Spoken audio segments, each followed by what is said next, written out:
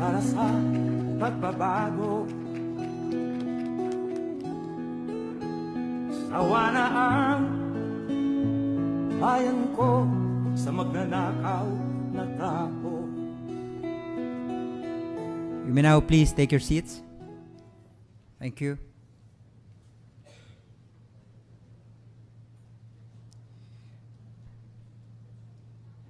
An important institution in our fight against corruption is the Office of the Ombudsman. Ladies and gentlemen, please welcome Ombudsman Conchita Carpio Morales.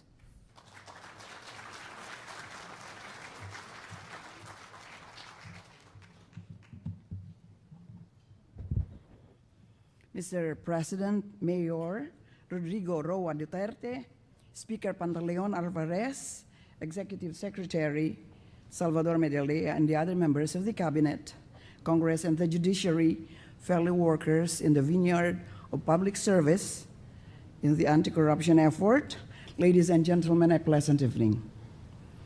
Friday, December 9, is International Anti-Corruption Day, the theme for which is United Against Corruption for Development, Peace, and Security. The global menace of corruption indeed impedes the momentum for economic growth and social development. Studies show that every year $1 trillion are paid in bribes, where at least the estimated amount of $2.6 trillion are stolen annually through corruption. Corruption likewise threatens peace and national security as public discontent on government spurs violence and provokes tense situations to ignite social unrest, revolutions, or even internal armed conflicts. Social conflict may not, however, be remedied by suppression or outright silencing, but through governance reforms. Since 2013, December has been purposely declared as Anti-Corruption Month in the entire country per Republic Act number 10589. I am delighted that in this cooler month of December, the national leaders take time to gather under one roof to uphold the noble objectives of the United Nations Convention Against Corruption. Since 2013, this convergence of all main branches of government has provided the unique opportunity to reaffirm the common resolve to fight corruption. On the part of the Office of the Ombudsman, its 7-year roadmap has been in place for more than 5 years. With less than 2 years to go before my term ends, I'd like to believe that this roadmap has helped the institution regain its proper place in conditions better when I first stepped on it. From a total case docket of more than 19,000 in 2011, the office is now operating on a caseload of roughly 7,000.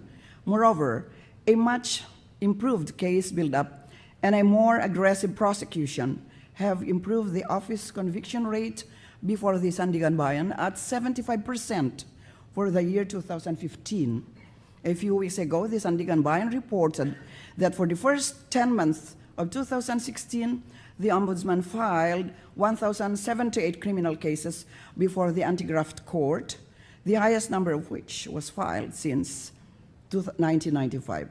Further, 2 specialized programs on environmental concerns and investment matters have been revitalized under the concept of a quick response team, namely the Investment Ombudsman Program and the Environmental Ombudsman Program. The office believes that the principles of integrity, transparency, and accountability have guided and will continue to propel our nation to greater heights. Indeed, there is no stopping the country in reaping the benefits of the seeds of good governance. If data and figures indicate anything, it is that this same collective effort produces results. The global indicators and rankings for the past 5 years offer a positive outlook for the future. I take pride in echoing what has already been stated a while ago as reflecting the improvement of the country's ranking worldwide. In the Global Competitiveness Report prepared by the World Economic Forum, the Philippines jumped 38 notches from a ranking of 85 in 2011 to a ranking of 47 in 2016. In terms of ease of doing business, their latest World Bank rankings placed the Philippines at 99, or 49 steps higher than the 148th placing in 2011. More. In the 2016 Index of Economic Freedom by the Heritage Foundation, the Philippines continues its upward trend with an improvement of 45 notches from 115 in 2011 to 70 in 2016. On top of these, the Philippines has been recognized by the Transparency International in its Corruption Perception Index with a current ranking of 95 from its 2011 ranking of 129, or an improvement of 34 notches within a 5-year period. Figures from worldwide governance indicators show that in terms of control of corruption as one of the 6 measured dimensions of governance, the Philippines percentile rank improved from 26.1 in 2011 to 41.83 in 2015.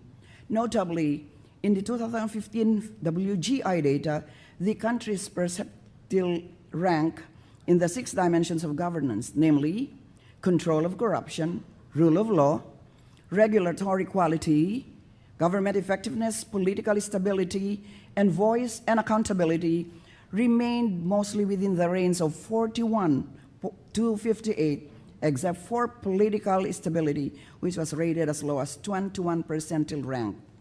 The country's standing from these given measures signals the need for more substantial actions to strengthen governance in the country. With the present reaffirmation of the national collective effort to combat corruption, there is optimism. The Office of the Ombudsman is thus emboldened to further intensify and heighten its role as the protector of the people against abuse of power for personal gain. Yes, a number of cases have been won, but still quite a few have been lost. These occasions have resolved tough questions, legal or otherwise. Despite our passionate, earnest effort, there are things beyond our control. While it is our duty to prosecute, we can only do so much. It is the courts that ultimately decide. The potency of the differences in interpretation determines how convincingly or unconvincingly those legal battles have been won or lost. All sectors of society, then, must work together to combat corruption under the overarching maxim that fighting corruption is one of the finest expressions of patriotism and nationalism. The country needs more patriots who will work hand in hand in combating corruption to thereby attain greater prosperity for the greater number of people. Mabuhay po.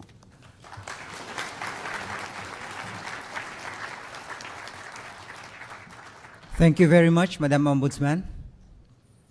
For the House of Representatives, may I request Deputy Speaker Gwen Garcia to give us a few words.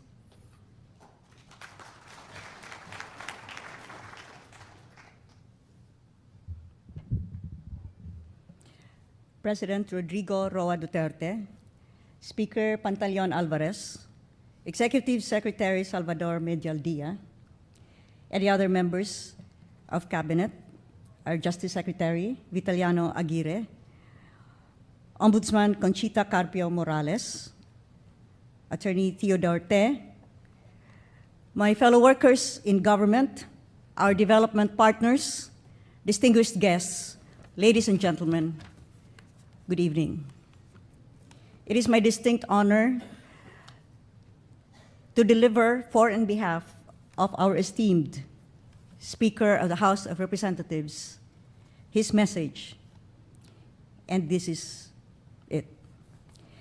As a partner of the government in the effort to eradicate corruption, the House of Representatives reiterates its commitment to pass reforms that will not only make it easier to penalize corrupt officials in government and redefine the act of corruption to cover those committed by members of the private sector and by representatives of foreign entities, but more importantly, to address the systemic foothold of corruption in Philippine society.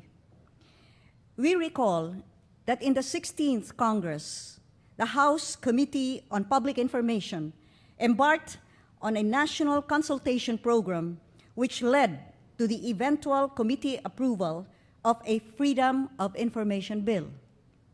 However, due to time constraints and competing priorities, the bill did not make it to plenary level. We are aware that among his first official acts, the President issued Executive Order Number 2, instituting mechanisms to ensure that information is made available to the public with certain parameters as to when information may be withheld. We will examine the issuance as it is and improve on it if necessary to meet the public clamor for a legislated Freedom of Information Act. Certainly, we will schedule deliberations on the proposed Whistleblowers Act as soon as the Committee on Justice completes its deliberations on the items in its first semester calendar. To encourage whistleblowing, we propose to afford protection to whistleblowers from reprisal and harassment, provide them financial or monetary rewards, and grant them immunity from administrative, civil, and criminal liability. Affording protection to witnesses is likewise a matter that needs careful consideration. In the light of the ongoing government war against drugs, it is imperative that we consider how best to protect and uphold the rights and benefits of a witness. The need for a more encompassing definition of witness duty, and find ways to strengthen current legal provisions to ensure the perpetuation of testimony. We also need to provide for a just penalty for the unjustified failure or refusal to cooperate or to testify in the investigation or prosecution of a case, and the appropriate penalty for unjustified recantation. The concept of corruption in the private sector, especially where this involves bribery, is one that has to be carefully studied, especially as it relates to extradition. We will appreciate receiving your proposals on a unified definition of the term public officials, in line with UNCAC Article 2, which includes foreign public officials of public international organizations. We will also appreciate receiving your thoughts and inputs on defining and penalizing bribery in the private sector, and whether or not the entire definition of bribery as a crime has to be amended.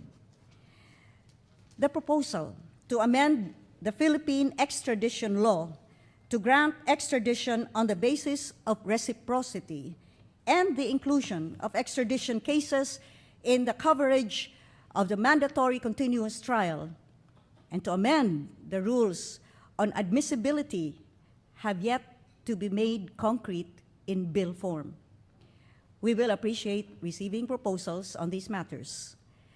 The entire list concerning asset recovery, covering state-to-state relations on offenses covered by the Convention, likewise requires specific policy proposals.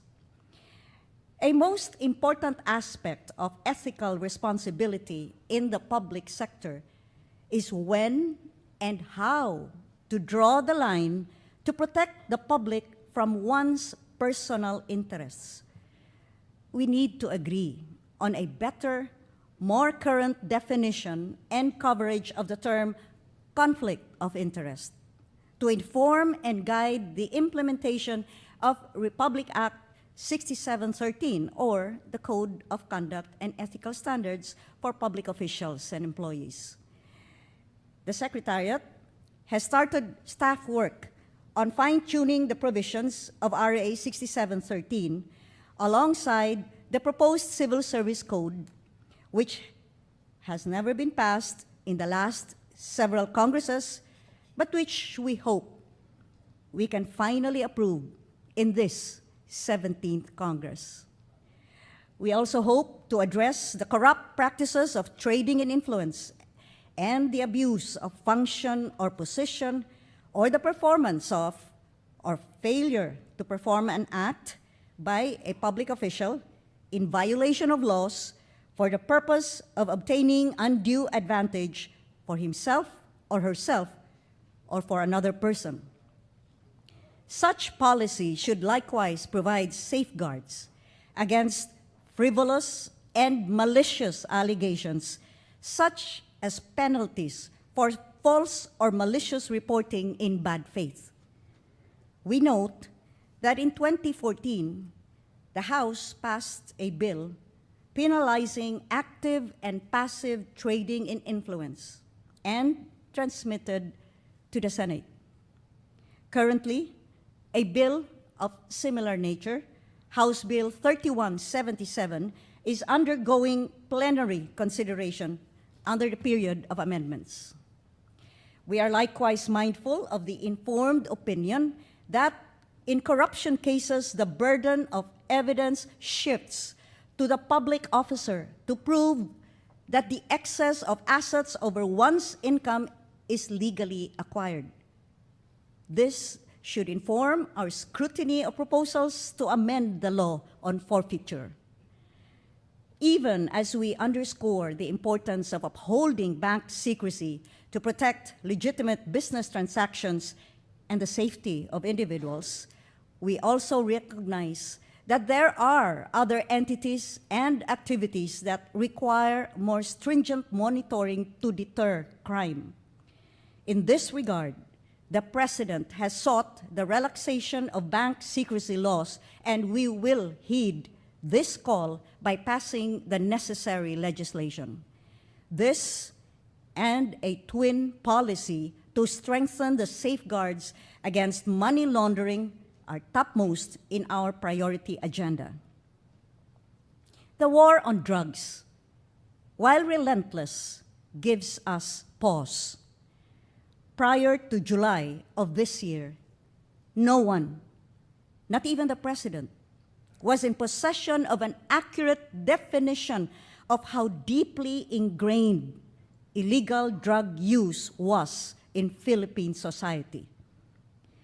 The past 5 months and the House inquiry into the proliferation of drug trade in the National Penitentiary have shown how corruption exacerbated the drug problem and its ability to destroy institutions and obliterate the rule of law.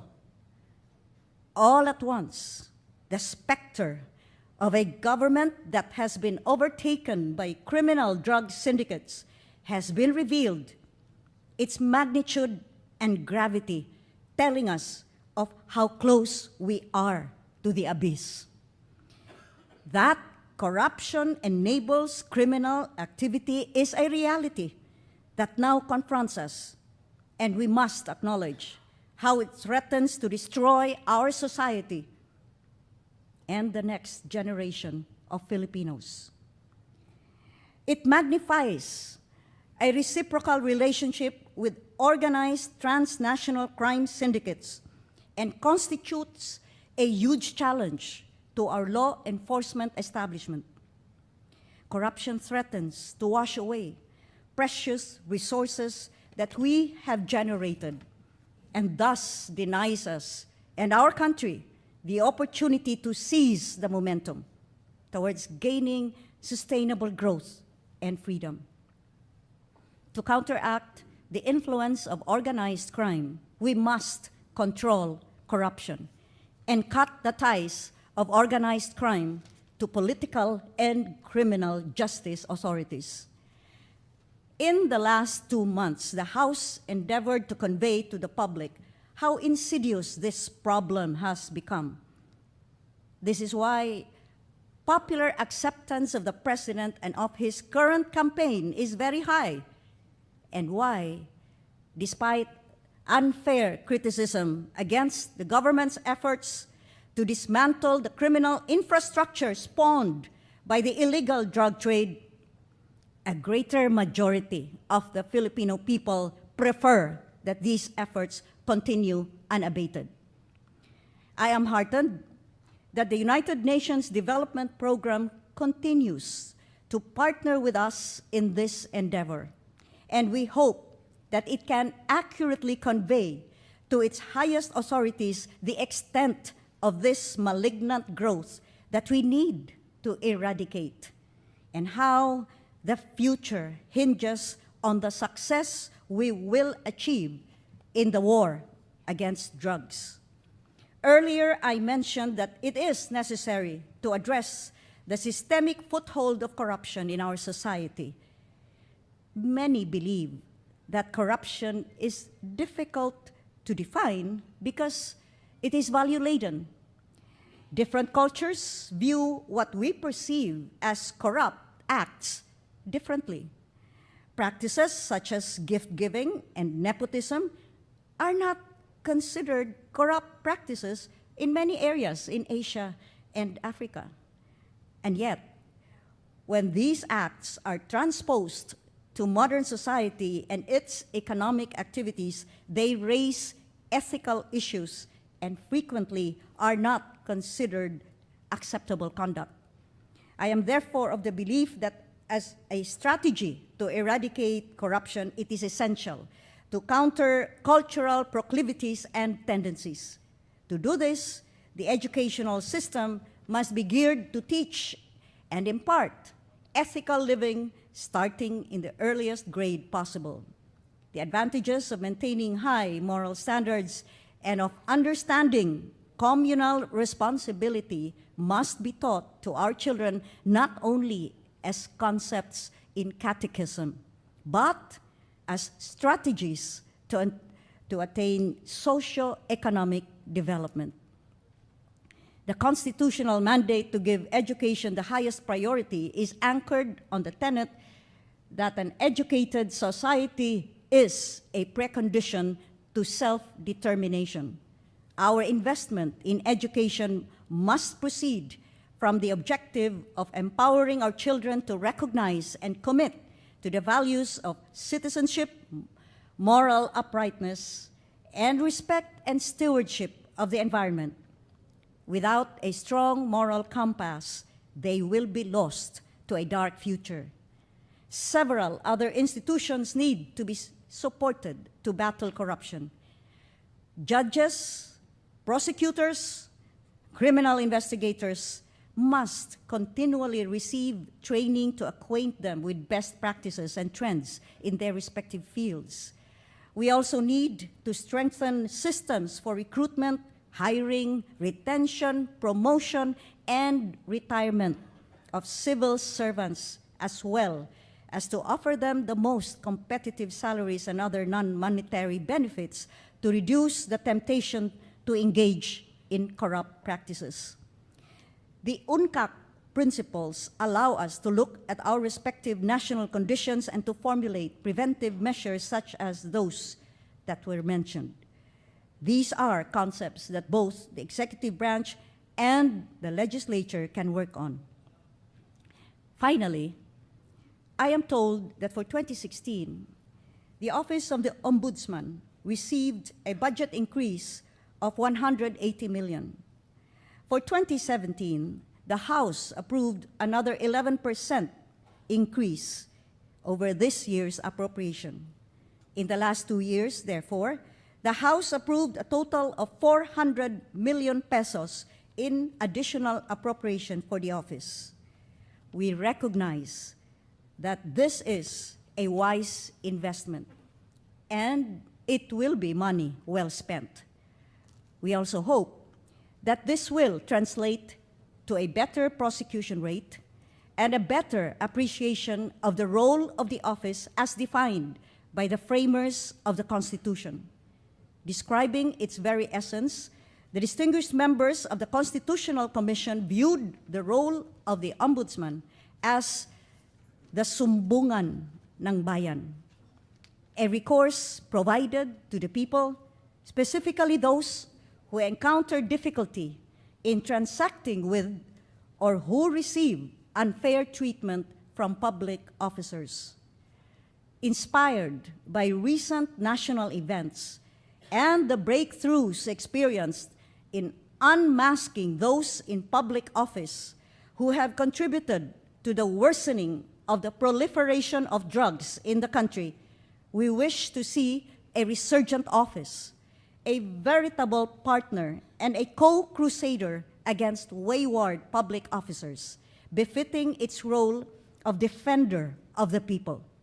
Indeed, nothing less is required of this venerable office, and we, in the House of Representatives, look forward to supporting its stewardship of the national campaign against corruption. There is much to be done, but the burden, no matter how heavy, must be borne by those whom the people have elected to lead them.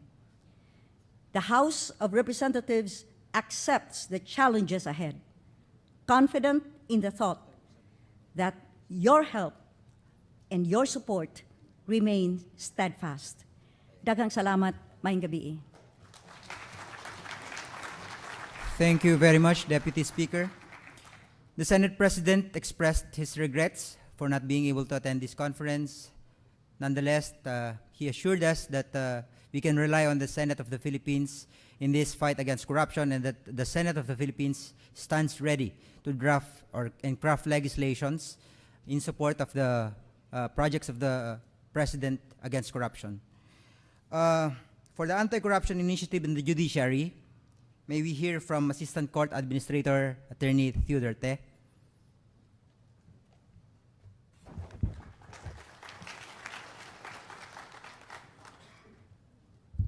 President Rodrigo Roa Duterte, Speaker Pantaleon Alvarez, Executive Secretary Salvador Medel-Dea, and members of the Cabinet, members of the Judiciary, Representative Gwendolyn Garcia, Deputy Speaker of the House of Representatives, Ombudsman Conchita Carpio Morales, ladies and gentlemen, I have the honor to speak for the Chief Justice in this yearly gathering of anti-corruption advocates.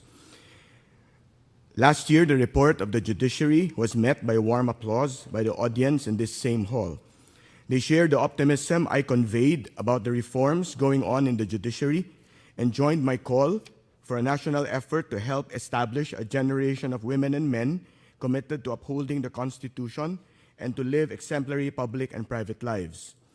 These would then have the moral strength to set the gold standard that will be upheld by the personnel of the judiciary. Just last September, the court established a technical working group on judicial integrity, which is studying mechanisms to efficiently investigate and resolve disciplinary actions against members of the judiciary and to assess the effectiveness of existing rules of disciplinary actions. Since my appointment as Chief Justice in 2012 up to the third quarter of this year, 2016, the Supreme Court has disciplined, including meeting the penalty of dismissal, to the following: 167 judges, including 1 Sandigan Bayan Justice, 716 lawyers, 542 court personnel. 3 of the most famous administrative investigations have been done on our own initiative or motu proprio without a formal complainant.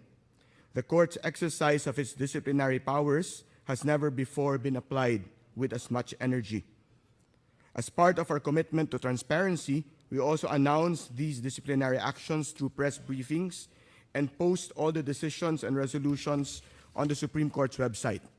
This is intended to chill or deter unconscionable behavior in the judiciary and the law profession. On this score, let me reiterate that we take our commitment to the rule of law and democracy in a full-bodied sense. Corruption cannot be prevented if we do not ensure that justice can be obtained efficiently. through the elimination of delay in court processes. Last year, the court launched the continuous trial of criminal cases in pilot courts, in which trial is fast-tracked and conducted every other day, based on an agreed schedule. The results from the 52 pilot courts show that in cases where the accused is detained, 72.98% of the pilot courts were able to conduct arraignment to pretrial within 30 days under the rules of criminal procedure. Meanwhile, in cases in which the accused is not detained, 63.5% of the pilot courts were able to conduct arraignment to pretrial within the various periods prescribed by the rules. There is much reason to be optimistic about its eventual nationwide implementation. This project also gained international recognition for the Philippines when the United States State Department commended the continuous trial system and considered it as a factor for elevating the status of the Philippines on the matter of fighting human trafficking. The International Justice Mission also announced in its website that, quote, sweeping change is happening in the Philippines, unquote, when a human trafficking conviction was promulgated by Makati City Judge within 5 months from filing of the information. Our next step is to consolidate the continuous trial guidelines with the Quezon City Practice Guidelines in Litigation, which also features limitations to the length of pleadings, kind of motions, and number of postponements. When it was piloted in Quezon City, the guidelines shortened trial days of drug cases from an average of 1,596 days to 358 days. Indeed, the merging of continuous trial with the Quezon City Practice Guidelines is expected to drastically reduce delays in trial time for all kinds of cases. The court has also launched in 2013 the Justicia Decongestion Program after being rolled out in 8 different cities: Quezon City, Makati, Angeles City, Davao City, Manila, Pasig, San Juan, and Taguig. As of June 2016, 36% of the targeted dockets have been disposed, equivalent to 15,227 cases. The project will be rolled out to trial courts in regions 4A and 4B next year. We have also deployed 616 contractual case decongestion officers in the National Capital Judicial Region and regions 1, 2, 3, 4, and 7. These case decongestion officers, who are at the minimum law graduates, will assist judges in the inventory of cases and in drafting of orders and resolutions. I envision a future where a judge has on average only 300 cases each. With that condition, even the drastically reduced trial time I had described in Quezon City can be shortened further. On another front, reducing delays is also anchored on the court achieving the E-way, an automated judicial process which eliminates opportunities for corruption brought about by unnecessary human intervention and discretion and increases access to justice. In line with this goal to make technology work for the courts and the public, the court has since 2015 been implementing its 5-year automation master plan called the Enterprise Information Systems Plan. Foremost is the electronic courts, or e-courts, which is a case management system allowing judges and court employees and the public to monitor case incidents in real time. The public can view the status of cases at public kiosks in halls of justice.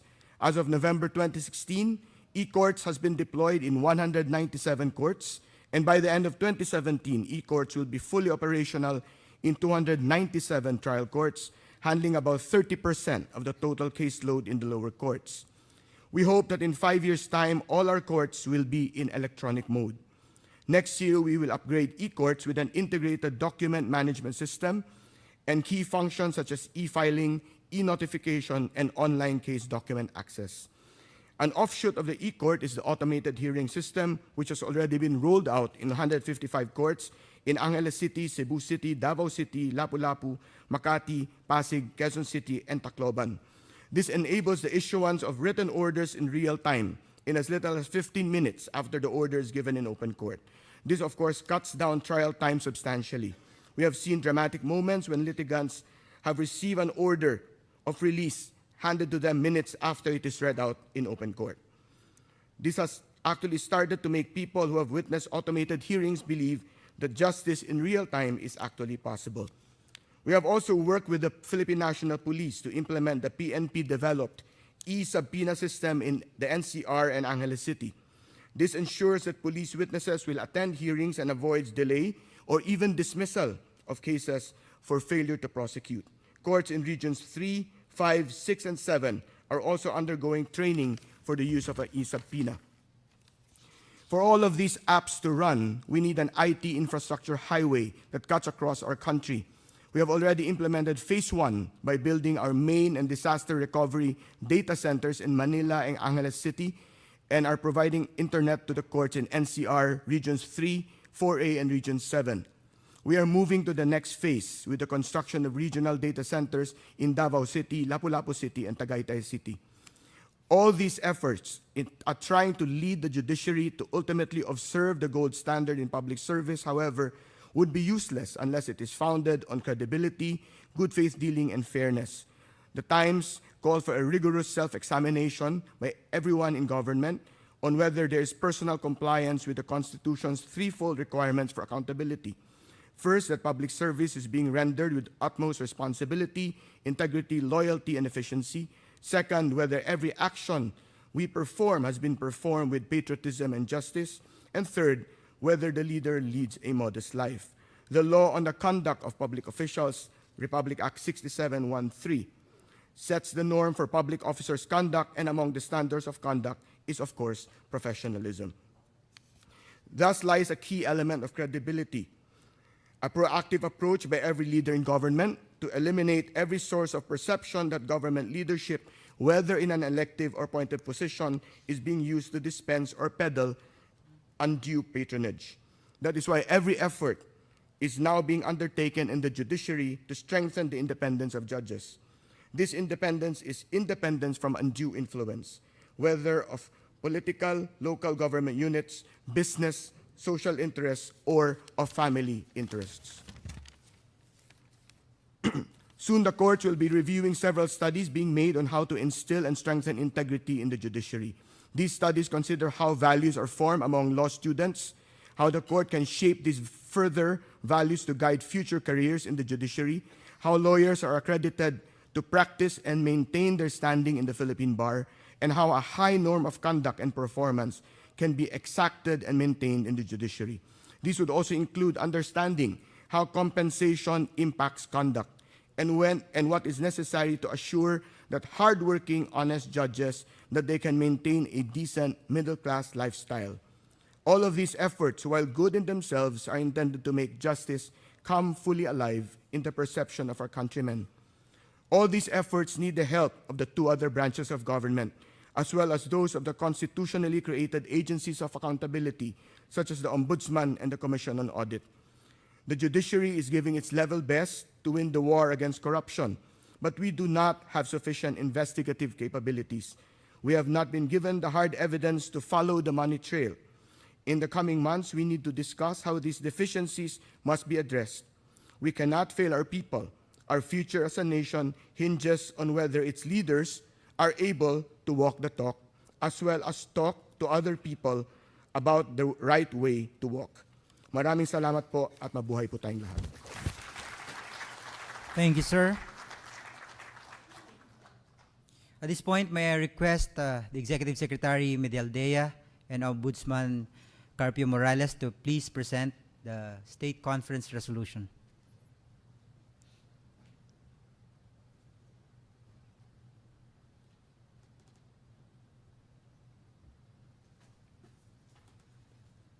Thank you very much, sir.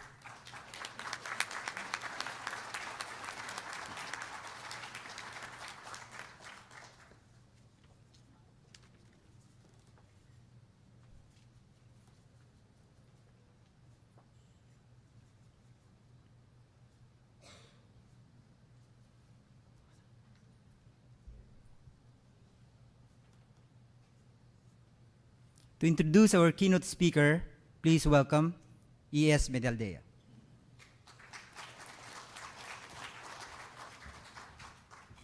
Ladies and gentlemen, the President of the Republic of the Philippines, Mayor Rodrigo Roa Duterte.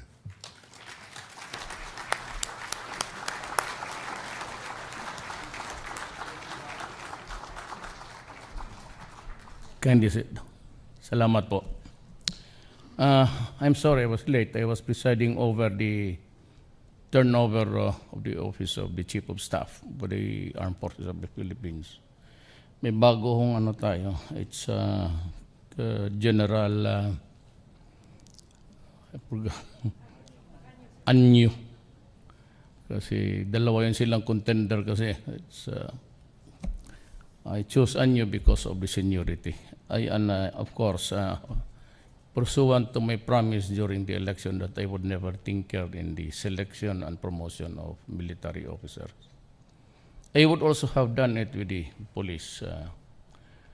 Hindi kakasali dito itong the following topics that I would like to say to this audience. I would have also allowed the police to have their own, mayroon silang promotions board something. But can I have the, you hear me very often and always, and I say, and I will complete the story, parang, wala akong tataguin, sabi ko, putang ina ninyo, papatayin ko kayo because you are destroying my country. And I said, those of you who are depriving us of the youth for the next generation, talagang papatayin ko kayo. It's my statement. And that is all there is to it. Now, why? Here is all there is to it. This is the drug industry in the Philippines.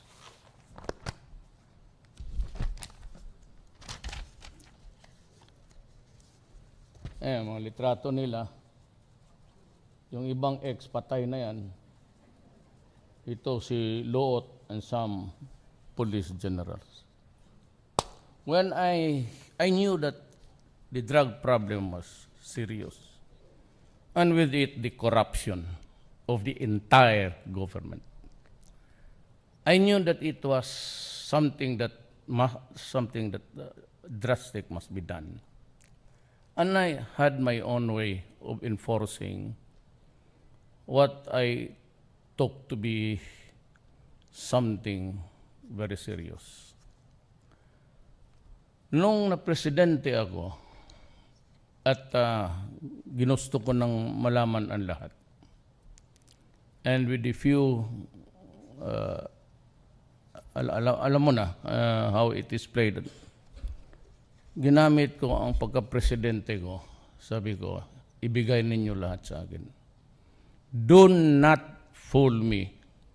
Do not try to. Sabi ko, magpapatayat. Huwag ninyo akong bulahin.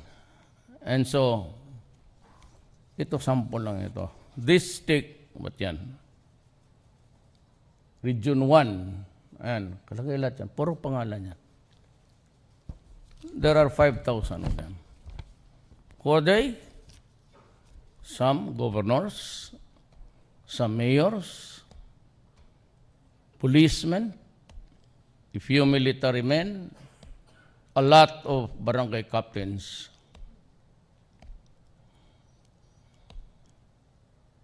And the drug lords. Yung mga in-check. So I was really horrified. So when the final listing came, kasi sabi ko, it is not good to make public the name of a person, tapos sabihin mo lang na nagkamali ka. I had that, mistake when, pero ako rin, I was the one who tried to, wala akong nakita kay Espino. Putol-putol yung, and so I had to apologize. Then I had it validated, revalidated, hanggang ngayon. Nakakatayo ng bahibal ito. It's 4,000 personalities. Nandyan lahat.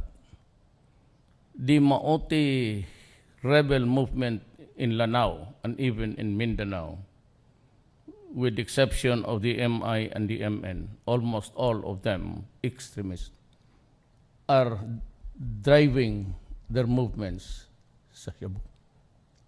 There are a lot of laboratories in the mountains between Dato Piang and Buldon. And I just, after the ceremonies kanina, nagpapalitan sila ng pwesto, we had a command conference and I gave the instructions. We have to invest here lives. We have to invest money. We have to invest armaments. And we have to invest in everything that will suppress itong extremism. Because ang extremism sa Mindanao, ang gasolina nila ang Shabu. That is why Mindanao, Cagayan de Oro, hindi na siguro nila alam, sa galit ko, ganun sinabi ko. Ba't sino namang hindi magalit? At saka sabi ko, why would it be wrong to say that if you destroy my country, I will kill you? And if you deprive us, the parents of our children, wala namang mayaman sa atin dito talaga na malaki ang bahay namin. Puro tayo mahirap. Kaya tayo nagtatrabaho eh. Ditiis lang nga sa gobyerno, kaya lang inabutan natin.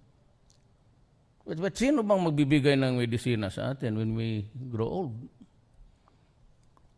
Who will dip the lugaw to your mouth? Kung puro ugok na lahat na ito.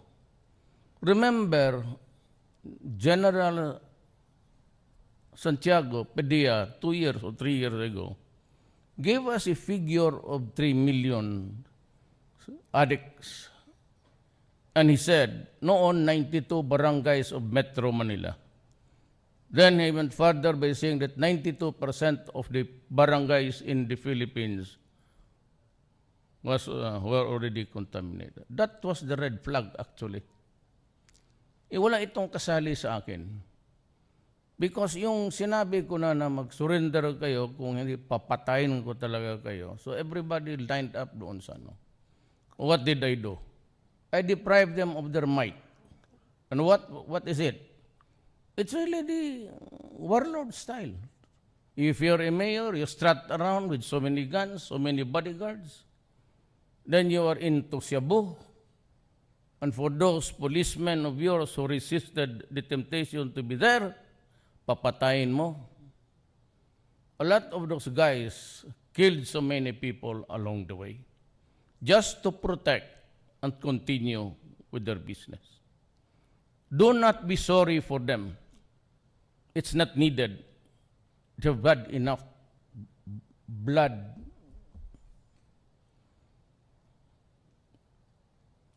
Kaya ako, I gave a copy to Congress, si Senate President, pati si Speaker. Why? Hindi ko kaya. Puro mati abogado nga. Hindi ko talaga kaya. Nga ito karami. Sabi nila, pinapatay ko. Wala akong panahon. I'm getting emotional, but I would be running out of time even to kill them. And of bullets. You know, if I file a case, sabi mo file a case, I have to build a case because alam natin it is an instant crime. Either you have it in your position or control, or it is not. Then if it is not, kagaya na itong si Albuera, and he says it was not his. Pero galing siya doon, and his house was full of drugs. Alam mo, if there is one thing na hindi ko matanggap, tangina, wag mo akong lukuhin. Do not come in front of me and pleading na, sir, wag kang maniwala niyan. When all alone, you start selling and you never stop. Hindi ko matanggap yan. Totoo lang. Pareho tayo maging kriminal. Do not. Paano? Mabutit na lang there's a good soul amongst the Chinese investors that would come in.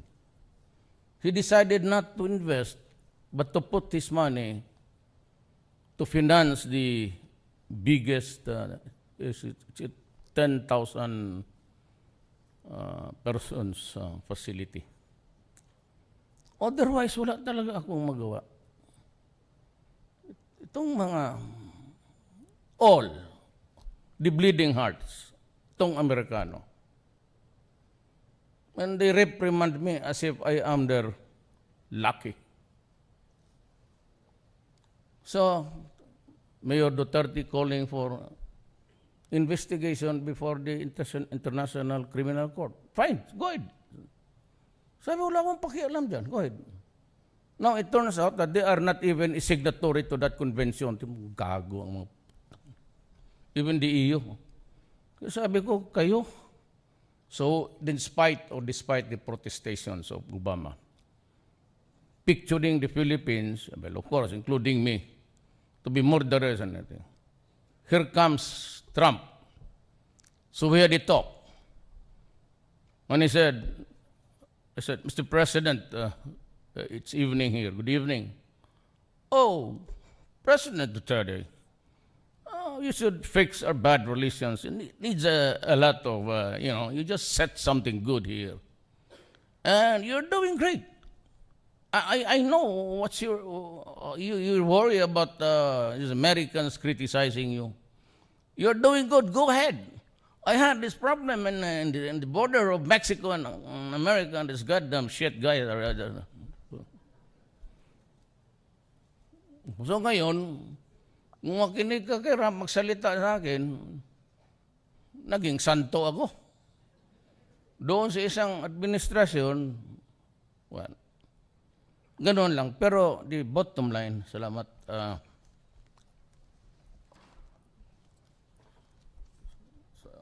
Sa Air Force ka ba? Hindi, araw-araw kasi magpalit yung aid ko eh. Navy, Air Force, Police. Tungan sa... Ang plano ko is mag-resign lang siguro ako. Yung mga yellow dyan. Nagde-demonstrate kayo, hindi kayo. Kayo nang hindi kayo. You want me out because you cannot accept defeat. Pag yung masabi mo yung left, they would never even allow me to step down 2 steps to the ground. Yung mga komunista, yung NPA, puro Duterte yan. Tinan mo, balang araw, sila yung, ito politika to. Just wanted me out. Kasi yung, siyempre, yung Vice President. O di kayo, you had your chance. When did the drug industry blossom? With that thickness. Of course, I cannot prove my case beyond reasonable doubt. I know that. I've been a prosecutor for years.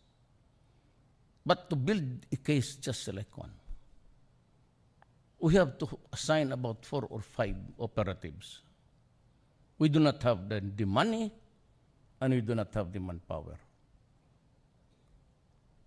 That's why I had to declare a state of lawlessness to justify the entry of the military to do police work and to be of assistance to the police. Kulang talaga ng tao. At saan ba yung papel na namatay? Ito, gago na to. Yung ilan yung patay. Kung extrajudicial killing, I'd give you a rundown of how many soldiers have lost so far and policemen. Kita niyo, araw-araw lumilipad ako doon sa inyo namatay to show solidarity with the people and of course with the police. Araw-araw namamatayan ako ng police, 2, 3. Ngayon itong araw ako sigurado may patay na naman. Wag na lang, Bong. Maggulat pa sila. Okay.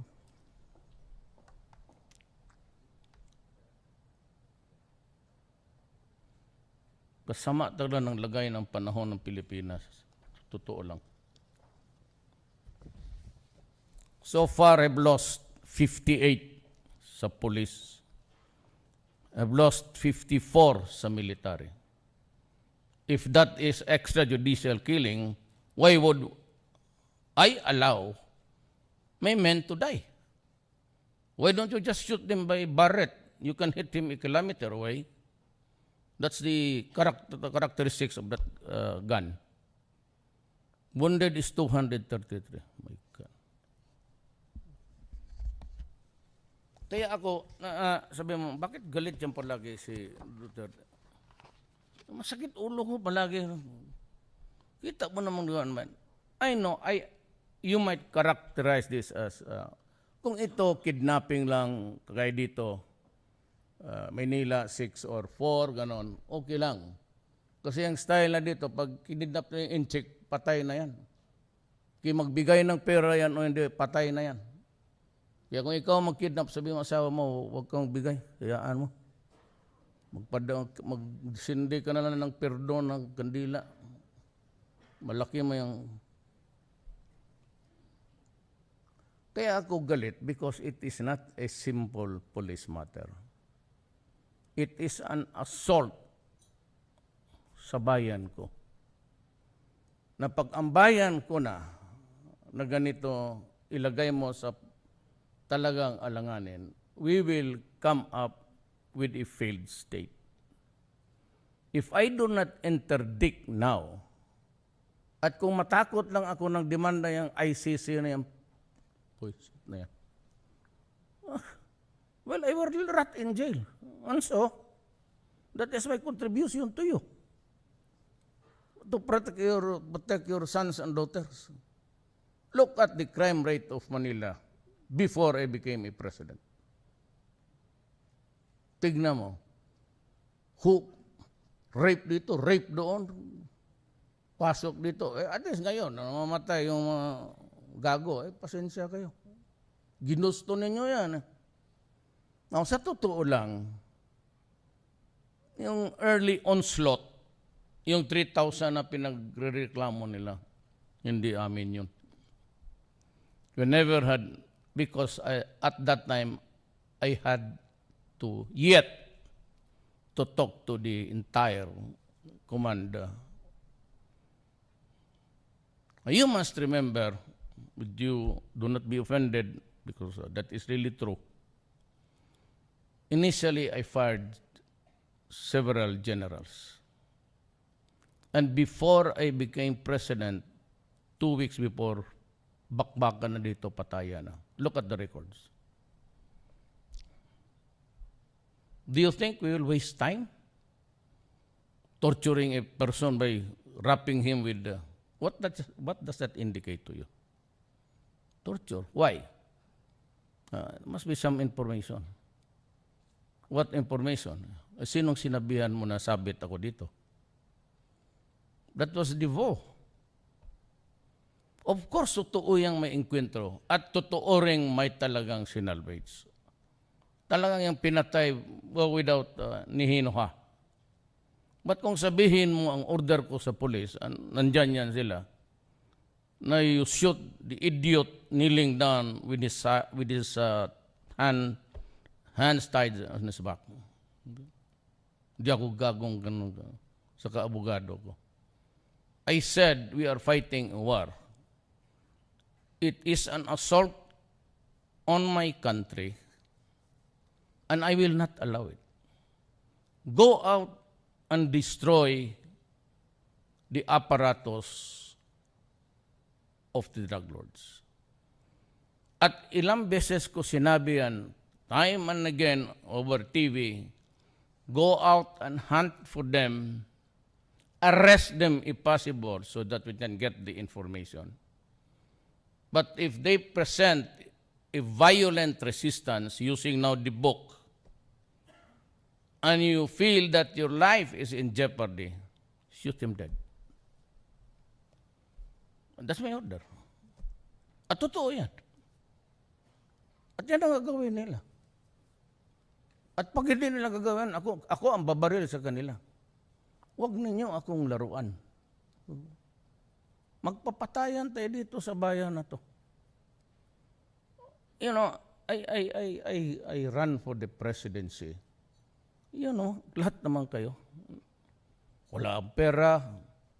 Well, yung PDP was moribund, and but it suddenly came alive. And to the surprise of it all, I won. Imagine yet na ganong kataas. What does that indicate? What did I say to the public? You elect me president, then I will corruption.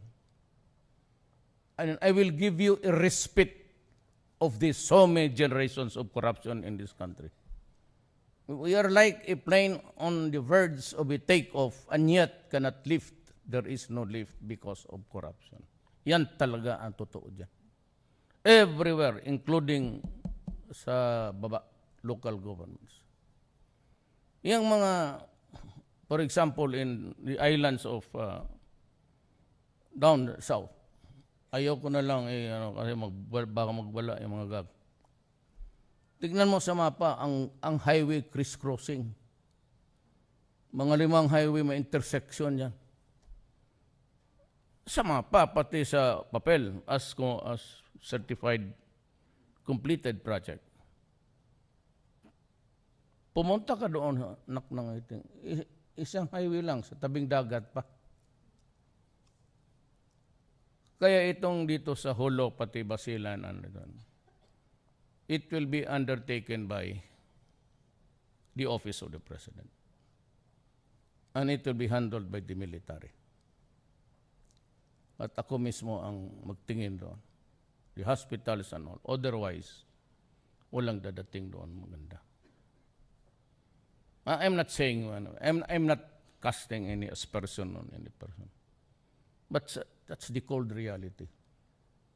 It's either I do not help, I will withhold the money, or help and do it ako na mismo. Ako na mismo mag-supervise. Bigay ko sa engineering battalion. You go to down Sabah. Construct the roads there. Engineering brigades na lang. So may makuha pa ako ng kabutihan. But itong sa drugs, kaya ko binigay sa kanila. And I don't know, maybe he's right or he's right. Kay Bingbong, padala ko sana sa Supreme Court. Tinanong ko si Tony Teo, sabi niya hindi pa. Lagyan ko doon sa ko is for whatever it is worth to you. But remember that this is not a complaint where I have already the proof beyond reasonable doubt. Kasi sinabi ko lang, kasi marami kayong judges nandyan, anak ng pati prosecutors nandyan. Alam mo, hindi mo matagong korupsyon eh. It will always leak. Kaya ang department ko, sa NEDA noon, it would take you 2 to 3 years to get your papers released. Noon. Ngayon, 1 month. Kay Billy Dulay, sabi niya, 3 days. Lusot. Alam, kasi yung the longer they squat on the documents, pera-pera talaga yan. So, ang needs to be corrected is down. Dito, wala kayong problema. I can assure you, there will be no corruption. Pagka mayroon, isali kita na, I will suspect that you are a drug lord. Dito sa akin, okay kami. There will be no corruption. I will assure you, 100%. Ang crime, ang problema, ang corruption sa droga, ang mas malawak. And must a threat really to the very existence. Now, why do you say that you want, instead of bringing him to justice, bulahin ng gano'n? Katagal ko. Piskal ako ng isang kaso ko, lalaruan ka ng abogado, abot kami ng siyam-siyam. Umalis na lang ako pagka-piskal, nandiyan pa yung kaso. Mga bulahan ng ganun. Hindi na, from where of I come, you should know. Huwag nga tayo magbulahan ng ganun kasi you build the guys. Kaya ako, basta may warning lang ako. Do not destroy my country. Alam mo, will ask you, hindi what is the rule of the law? What is the role of the law here? Now. Huwag yan ang rule nga you.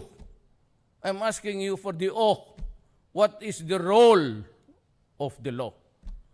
Knowing fully well how fast we can produce a conviction. Up to the Supreme Court. How many years? Well, they are playing, they can maybe band, tapos maglaro. Yung ganong style nila. Pag nakapiyansa ka, may abogado ka, magagandang high profile na abogado. Sige. Tapos maglaro ka, uli. Pati yung abogado mo, isali ko yan.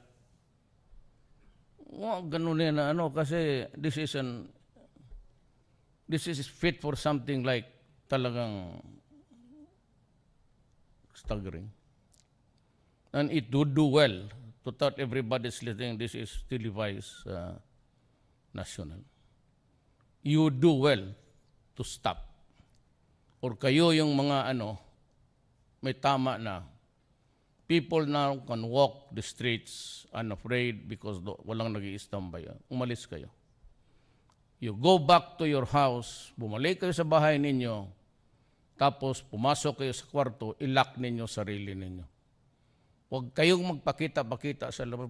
Dadamputin ko kayawa kayo. Ngayon, wala akong choice eh. The choice is martial law or what. I'm not into it. That's enough that there is that state of lawlessness.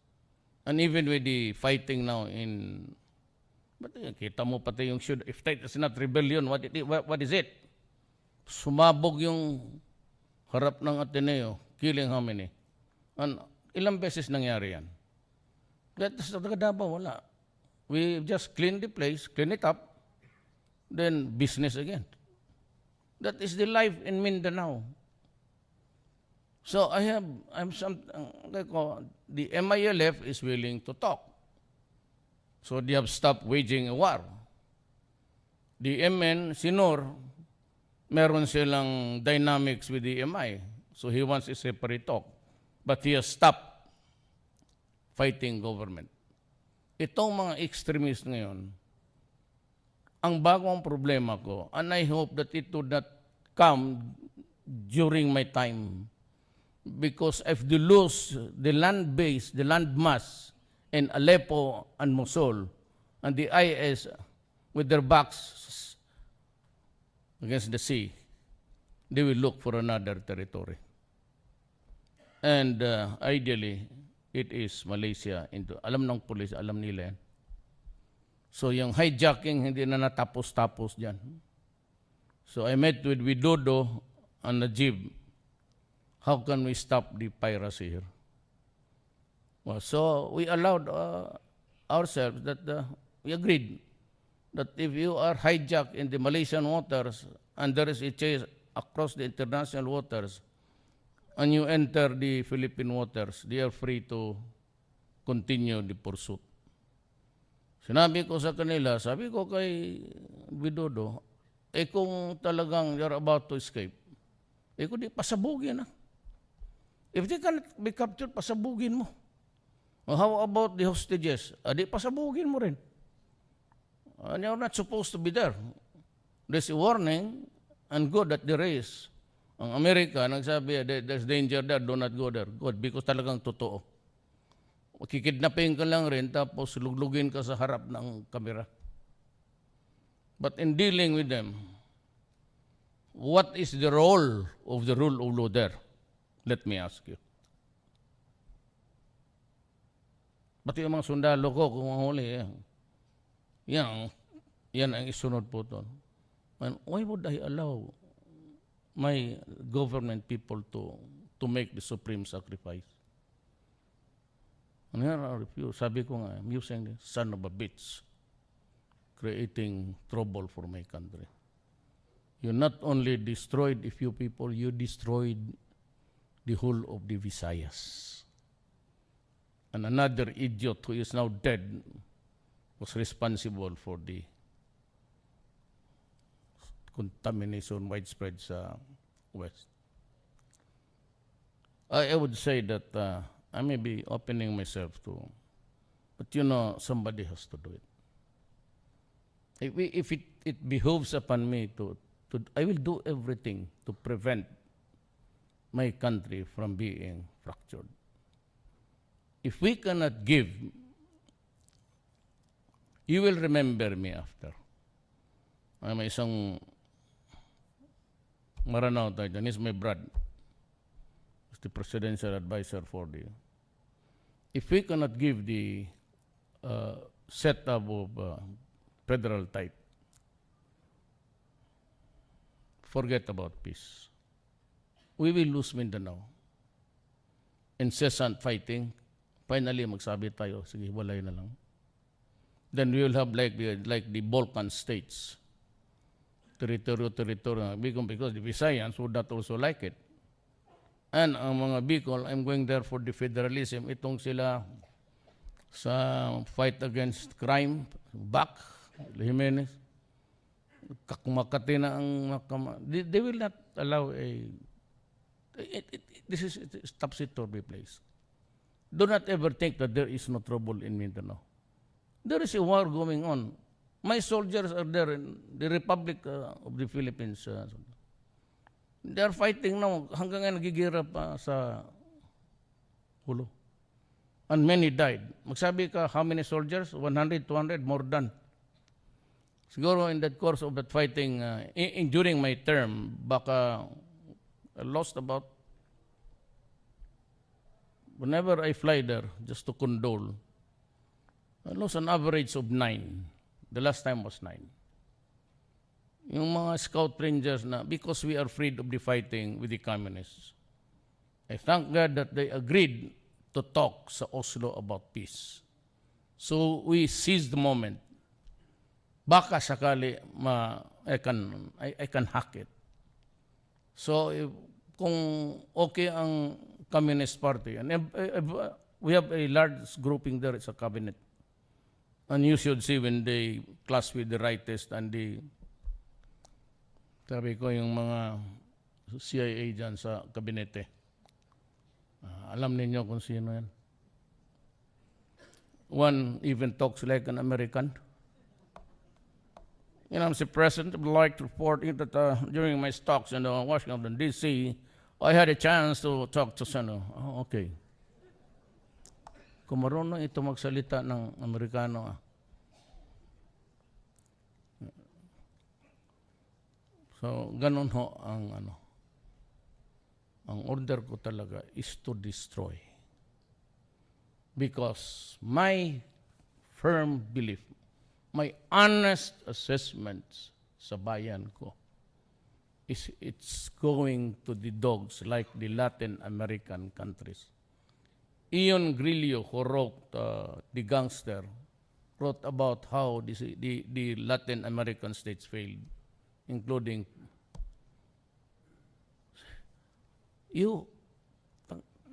gusto ko batukan. Human rights. You want me to go to jail for human rights? When you, as a matter of fact, invaded Panama, unseated the president, placed him in jail until now, no trial. Noriega. Why? Because they were feeding the drugs doon sa... Na ang problema nila ngayon, I was talking to... Kasi I received their new ambassador, yung Koreano. Nandoon din yun, the same group yung mga gagong CIA dyan. Sabi ko, you know, you imported so many Filipinos. Karamihan dito yung mga anak ng mayaman makaatraso, and even the policemen. Itong mga gagong to, they'd go to America. Sila yung tigas-tigas doon Sabi ko, you imported so many Filipinos. You have now a problem. Because yung cocaine, pati heroin, comes from Colombia and the Bolivia. But itong Shabu, niluluto lang ito sa likod ng bahay. Magpa-barbecue ka lang dyan. Shabu, when cooking Shabu, it smells like a wire that's burning. Ayaw ko kung tapos may amoy. Yun ang amoy ng Shabu. Ngayon, problema nila yan. So, dumating na sa kanila. Mamili ka kasi. You want to be an Obama? Then suffer the consequences. You choose Trump? Alam naman ninyo si Trump. Pero at least kaibigan ko. So they are doing all right. Do not mind them. At sinabi pa, may sinabi yung international network, yung malaban sa kanya. And I had media? No media supported me and I did it on my own. Yes. That's why I'm very impressed with you, Mr. President. Oh, yes. When you come to Washington, D.C. or New York City, look me up and I will have coffee. Maybe you can give me a suggestion, one or two, how to solve this goddamn bullshit, son of a... Pero ako, magprangka ako, kababayan man tayo. Hindi na ninyo ako matakot dyan sa mga International Court of Justice. That's bullshit to me. May trabaho ako. I take it as an onslaught, as a plunder in my country. You took the advantage of the frailty of so many people, especially the young. You made them crazy in numbers to the millions. What do you think will be my reaction?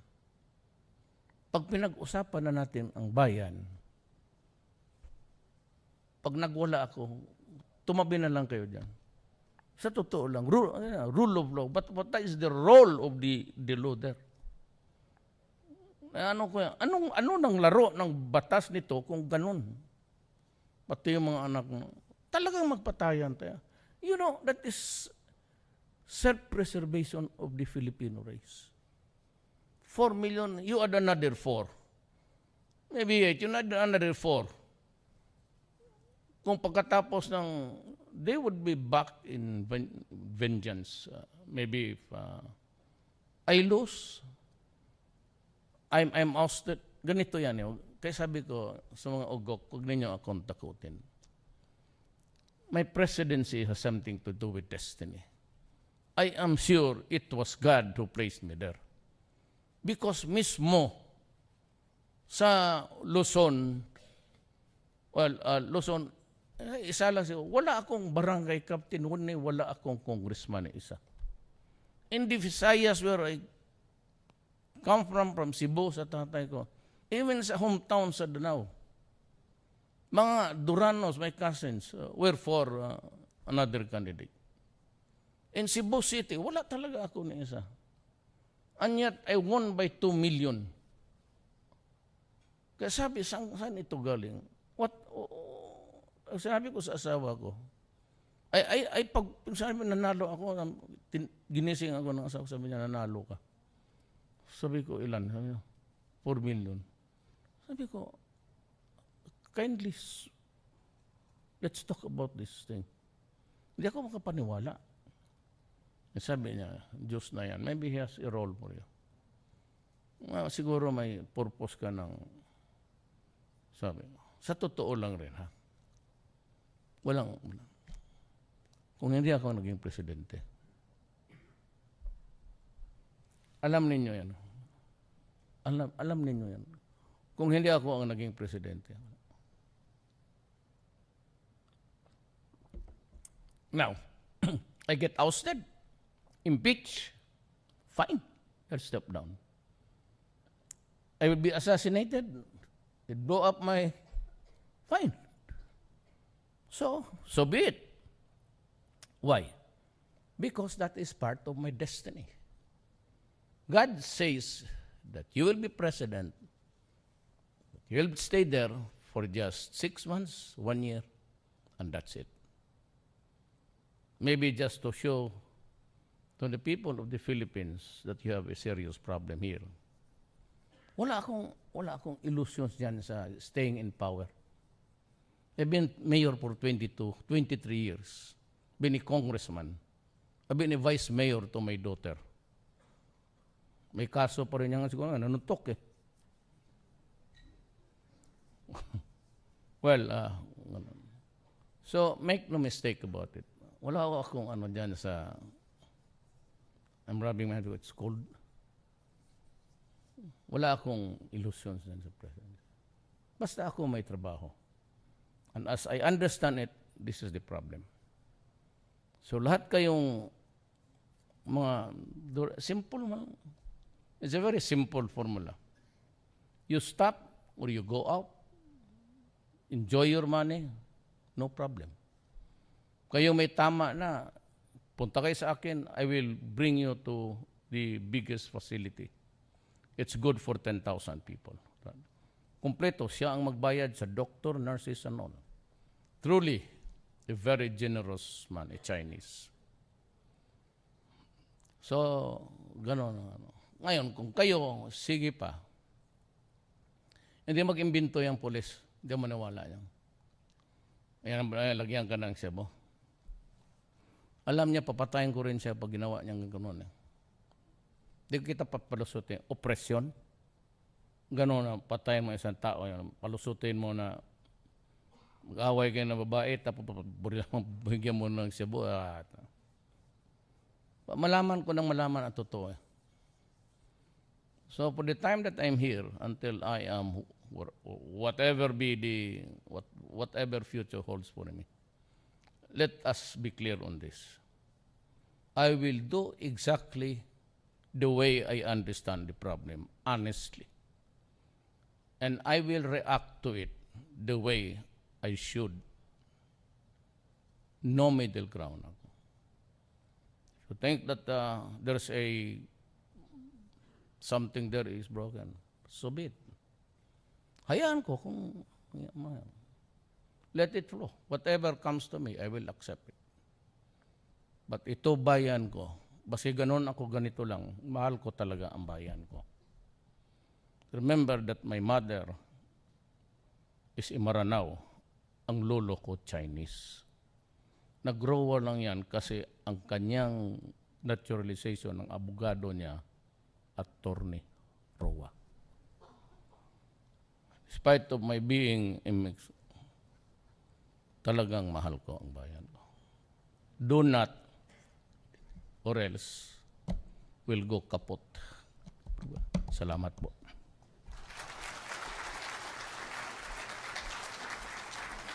Thank you so much, Mr. President.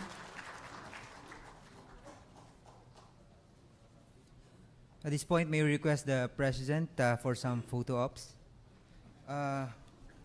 May we call table numbers 1 and 7, please?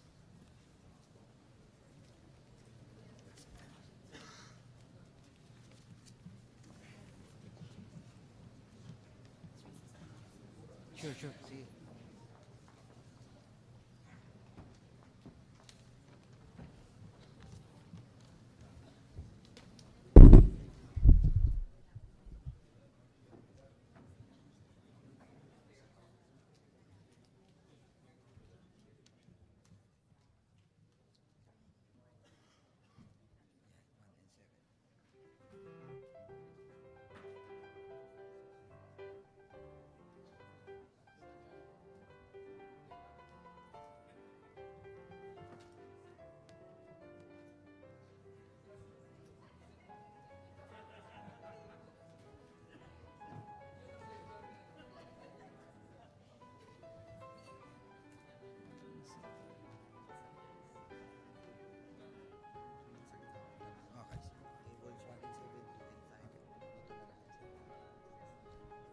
May we request the second batch, table numbers 2 and 5, to stay on the side.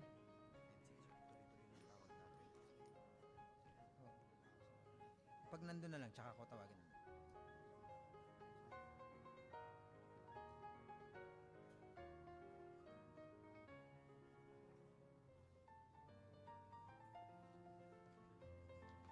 Thank you. May I request table numbers 2 and 5 to approach the President. May I request table numbers 3, 4, and 6 to come near the stage.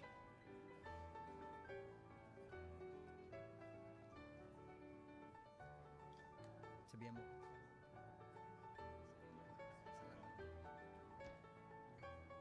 2, 5, 3, 4, 6.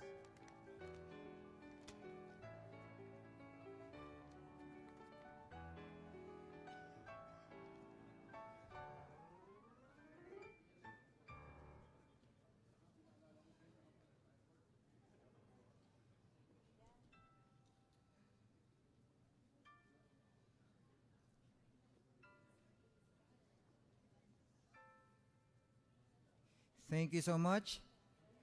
Table numbers 3, 4, and 6, please.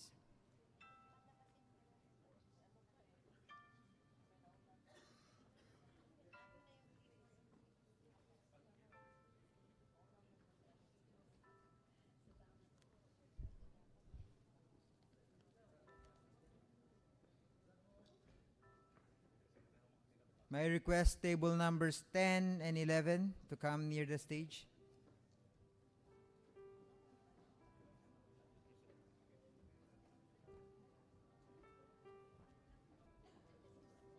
Ten and 11.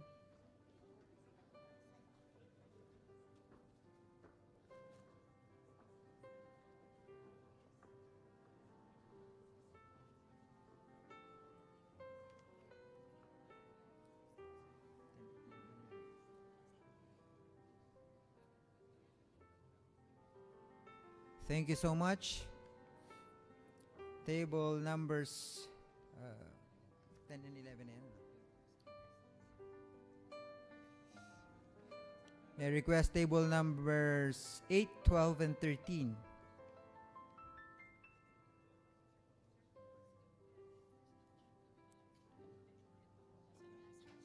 Sila lang? Okay. Ito na yan, ano? Ito na ba yan? 8. Ano na yan? 10 and 11 na yan? Okay. May I request those from table numbers 14, 20, and 21 to come to get ready? 14, 20, and 21.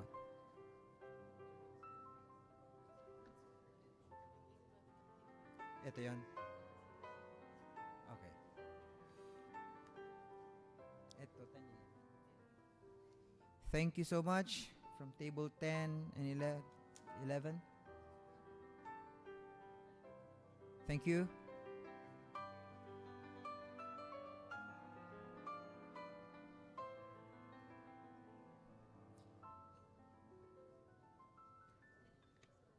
May I request those from table numbers 8, 12, and 13, please.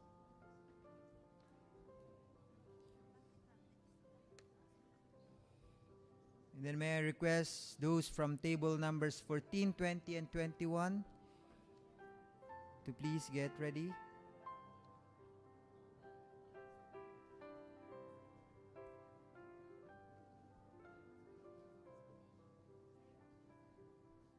Swerte yung ito na 14, 20, and 21.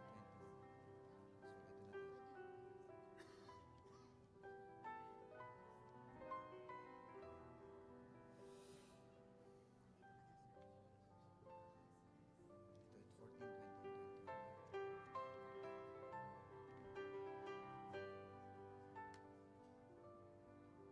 21. Thank you so much.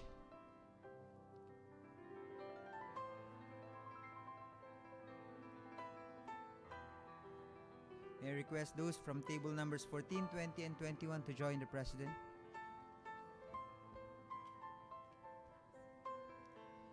May I request those from table numbers 18 and 19 to please come near the stage.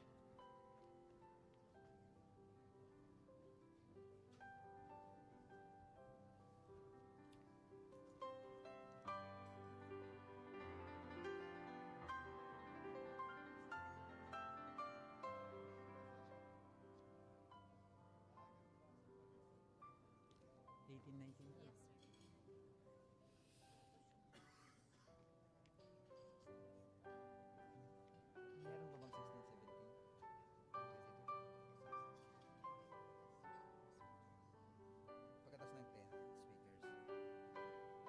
Thank you so much. Ano na to? 18 and 19. May I request those from table numbers 18 and 19 to join the President. May I request those from table numbers 9 and 15 to please come near the stage.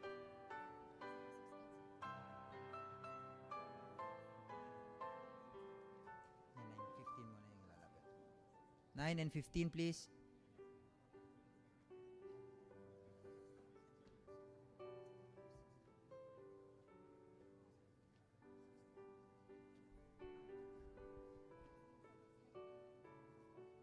Pero yan, 18 and 19 pa lang yan, di ba?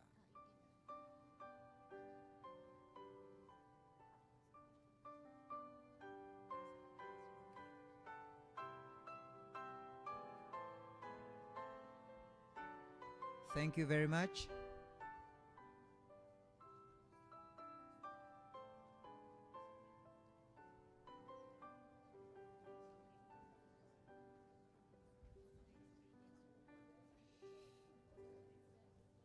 Table numbers 9 and 15, please join the President.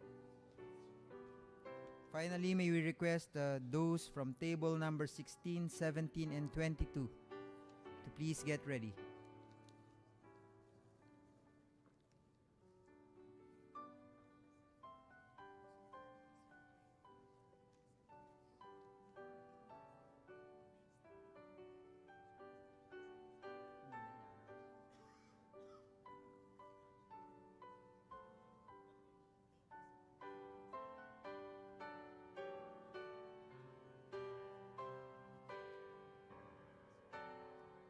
Thank you so much. Table numbers 9 and 15. For the last batch, may we call on table number 16, 17, and 22. Uy, buti na kami.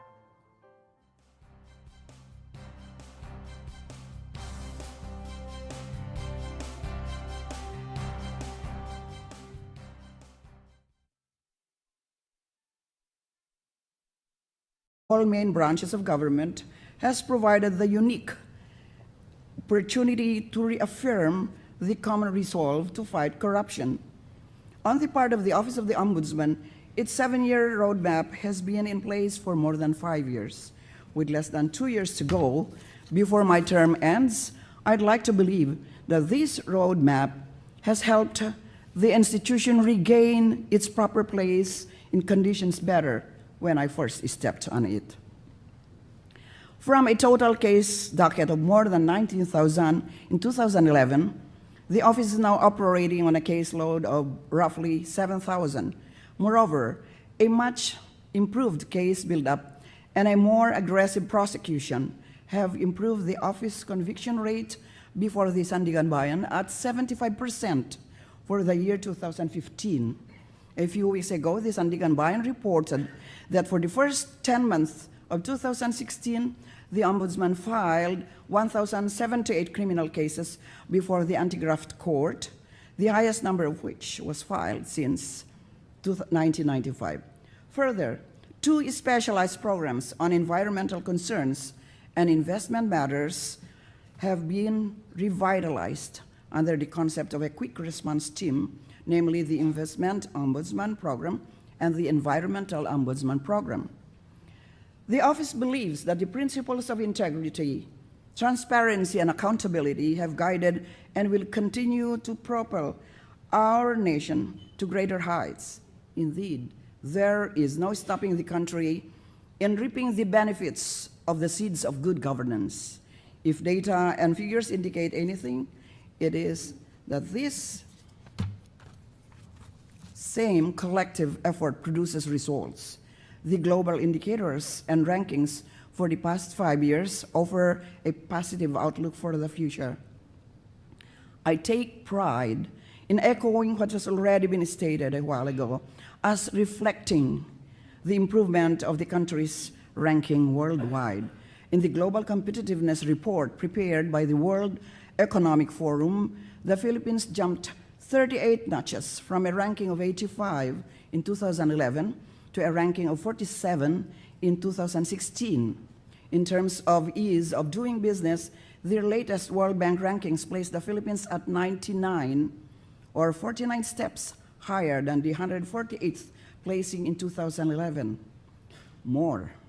In the 2016 Index of Economic Freedom by the Heritage Foundation, the Philippines continues its upward trend with an improvement of 45 notches from 115 in 2011 to 70 in 2016. On top of these, the Philippines has been recognized by the Transparency International in its Corruption Perception Index with a current ranking of 95 from its 2011 ranking of 129, or an improvement of 34 notches within a 5-year period. Figures from worldwide governance indicators show that in terms of control of corruption as one of the 6 measured dimensions of governance, the Philippines' percentile rank improved from 26.1 in 2011 to 41.83 in 2015. Notably, in the 2015 WGI data, the country's percentile rank in the 6 dimensions of governance, namely control of corruption, rule of law, regulatory quality, government effectiveness, political stability, and voice and accountability, remained mostly within the range of 41 to 58, except for political stability, which was rated as low as 21 percentile rank. The country's standing from these given measures signals the need for more substantial actions to strengthen governance in the country. With the present reaffirmation of the national collective effort to combat corruption, there is optimism.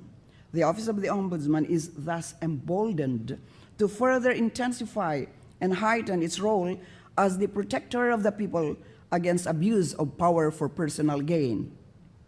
Yes, a number of cases have been won, but still quite a few have been lost. These occasions have resolved tough questions, legal or otherwise.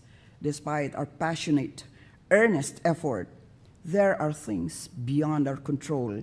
While it is our duty to prosecute, we can only do so much. It is the courts that ultimately decide.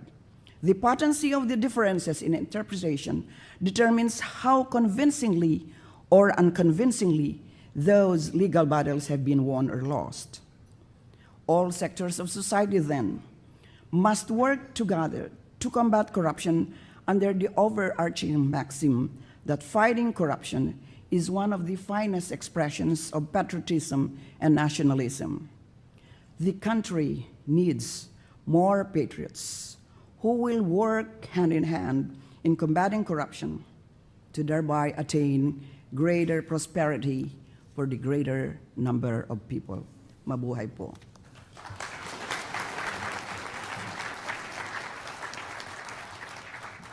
Thank you very much, Madam Ombudsman.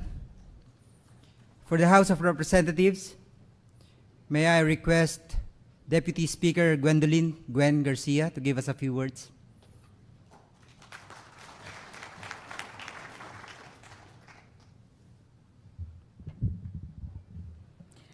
President Rodrigo Roa Duterte, Speaker Pantaleon Alvarez, Executive Secretary Salvador Medialdia, and the other members of Cabinet, our Justice Secretary Vitaliano Aguirre, Ombudsman Conchita Carpio Morales, Attorney Theodore Te, my fellow workers in government, our development partners, distinguished guests, ladies and gentlemen, good evening.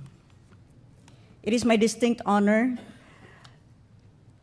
to deliver for and behalf of our esteemed Speaker of the House of Representatives his message, and this is it. As a partner of the government in the effort to eradicate corruption, the House of Representatives reiterates its commitment to pass reforms that will not only make it easier to penalize corrupt officials in government and redefine the act of corruption to cover those committed by members of the private sector and by representatives of foreign entities, but more importantly, to address the systemic foothold of corruption in Philippine society. We recall that in the 16th Congress, the House Committee on Public Information embarked on a national consultation program which led to the eventual committee approval of a Freedom of Information bill. However, due to time constraints and competing priorities, the bill did not make it to plenary level.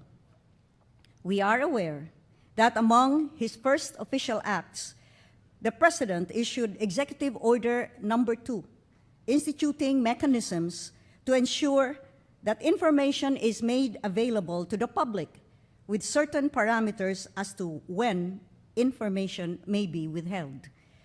We will examine the issuance as it is and improve on it if necessary to meet the public clamor for a legislated Freedom of Information Act. Certainly, we will schedule deliberations on the proposed Whistleblowers Act as soon as the Committee on Justice completes its deliberations on the items in its first semester calendar. To encourage whistleblowing, we propose to afford protection to whistleblowers from reprisal and harassment, provide them financial or monetary rewards, and grant them immunity from administrative, civil, and criminal liability. Affording protection to witnesses is likewise a matter that needs careful consideration. In the light of the ongoing government war against drugs, it is imperative that we consider how best to protect and uphold the rights and benefits of a witness. The need for a more encompassing definition of witness duty, and find ways to strengthen current legal provisions to ensure the perpetuation of testimony. We also need to provide for a just penalty for the unjustified failure or refusal to cooperate or to testify in the investigation or prosecution of a case, and the appropriate penalty for unjustified recantation. The concept of corruption in the private sector, especially where this involves bribery, is one that has to be carefully studied, especially as it relates to extradition.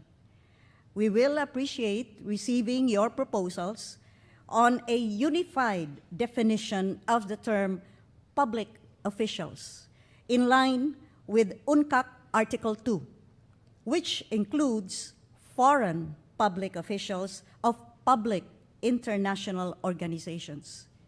We will also appreciate receiving your thoughts and inputs on defining and penalizing bribery in the private sector, and whether or not the entire definition of bribery as a crime has to be amended. The proposal to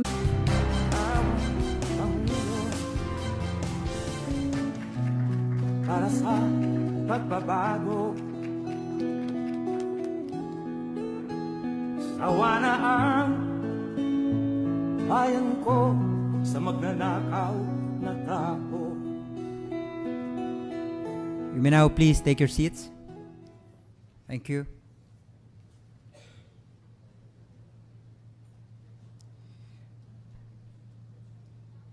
An important institution in our fight against corruption is the Office of the Ombudsman. Ladies and gentlemen, please welcome Ombudsman Conchita Carpio Morales.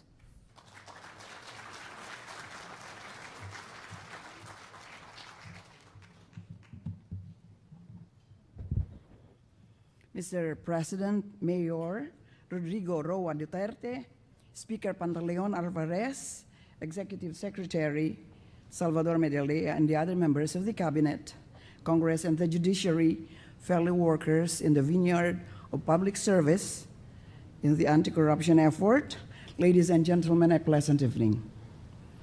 Friday, December 9, is International Anti-Corruption Day, the theme for which is united against corruption for development, peace, and security.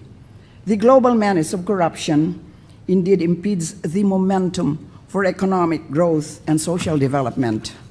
Studies show that every year $1 trillion are paid in bribes, where at least the estimated amount of $2.6 trillion are stolen annually through corruption. Corruption likewise threatens peace and national security as public discontent on governments spurs violence and provokes tense situations to ignite social unrest, revolutions, or even internal armed conflicts. Social conflict may not, however, be remedied by suppression or outright silencing, but through governance reforms. Since 2013, December has been purposely declared as Anti-Corruption Month in the entire country per Republic Act number 10589. I am delighted that in this cooler month of December, the national leaders take time to gather under one roof to uphold the noble objectives of the United Nations Convention Against Corruption. Since 2013, this convergence of all